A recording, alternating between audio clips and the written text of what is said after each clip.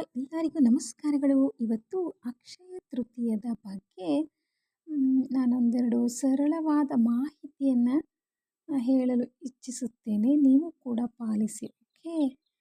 ಏನಪ್ಪ ಅಂದರೆ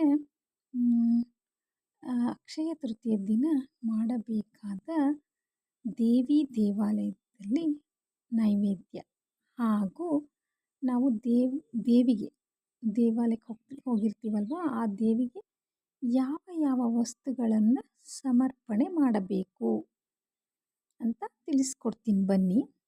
ಈ ಅಕ್ಷಯ ತೃತೀಯ ದಿನ ನಾವು ಬೆಳಗ್ಗೆ ಬೇಗ ಎದ್ದು ಸ್ನಾನಾದಿಗಳನ್ನು ಮಾಡಿ ಹೊಸ ಬಟ್ಟೆಗಳನ್ನು ಧರಿಸ್ಕೊಂಡಿರ್ತೀವಿ. ಓಕೆ. ನಂತರ ನೈವೇದ್ಯವಾಗಿ ದೇವಿಗೆ ಅನ್ನವನ್ನು ಮಾಡಿಕೊಂಡು ಅದರಲ್ಲಿ ಮೊಸರನ್ನವನ್ನು ಮಾಡಿಕೊಳ್ಳಬೇಕು. ಮೊಸರನ್ನವು ಹೇಗಿರುತ್ತದೆ ಅಂದರೆ ಟೇಸ್ಟ್ ಮಾಡಬಾರ್ದು. ಓಕೆ. ಕೆಲವೊಬ್ಬರು ಹೇಗಿದೆ ಅಂತ ಟೇಸ್ಟ್ ಮಾಡ್ತಾರೆ, ಆ ಥರ ಮಾಡಬಾರ್ದು.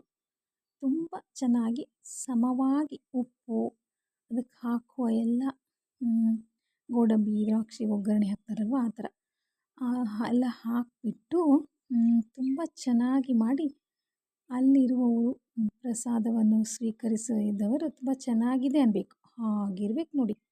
ಆ ಥರ ಮೊಸರನ್ನವನ್ನು ತಯಾರು ಮಾಡಿಕೊಂಡು ದೇವಿಗೆ ನೈವೇದ್ಯಕ್ಕೆ ಕೊಡಬೇಕು. ನೆಕ್ಸ್ಟ್ ಎರಡನೇದೇನಪ್ಪ ಅಂದರೆ ಆ ತಾಯಿಗೆ 16 ವೀಳ್ಯದೆಲೆ, 7 ಬಾಳೆಹಣ್ಣು, ಸ್ವಲ್ಪ ಅಡಿಕೆ, 2 ದಾಳಿಂಬೆ ಹಣ್ಣು ಮತ್ತು ಅರಿಶಿಣ, ಕುಂಕುಮ, ಈ ಥರ ವಸ್ತುಗಳನ್ನು ಮಡ್ಲಕ್ಕಿ ಹೇಗೆ ಕೊಡ್ತೀವಲ್ವ ನಾವು, ಆ ಥರ ಮಡ್ಲಕ್ಕಿ ಜೊತೆ ಈ ಪದಾರ್ಥವನ್ನು ಸಹ ಸೇರಿಸಿ ಮೊಸರನ್ನವನ್ನು ತೆಗೆದುಕೊಂಡು ಹೋಗಿ ಹತ್ತಿರದಲ್ಲೇ ಇರುವ ಯಾವುದಾದರೂ ದೇವಿ ದೇವಾಲಯ, ದುರ್ಗಾಂಬ, ಮಾರಿಕಾಂಬ, ನಿಮಿಷಾಂಬ, ಅದೇ ಕಾಳಿಕಾದೇವಿ, ಯಾವುದಾದ್ರೂ ಸರಿ, ದೇವಿ ದೇವಾಲಯ ಆಗಿರಬೇಕು.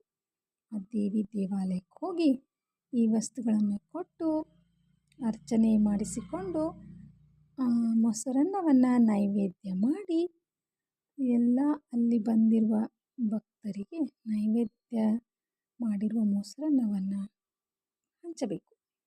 ಈ ಥರ ಮೊಸರನ್ನವನ್ನು ಹಂಚಿ ಮಡ್ಲಕ್ಕಿ ಕೊಟ್ಟು ಬರುವುದರಿಂದ ನಮ್ಮ ಮನೆಯಲ್ಲಿ ಸುಖ, ಶಾಂತಿ, ನೆಮ್ಮದಿ, ಆರೋಗ್ಯ ಲಭಿಸುತ್ತದೆ ಎಂದು ನಮ್ಮ ಗುರುಗಳು ತಿಳಿಸಿದ್ದಾರೆ.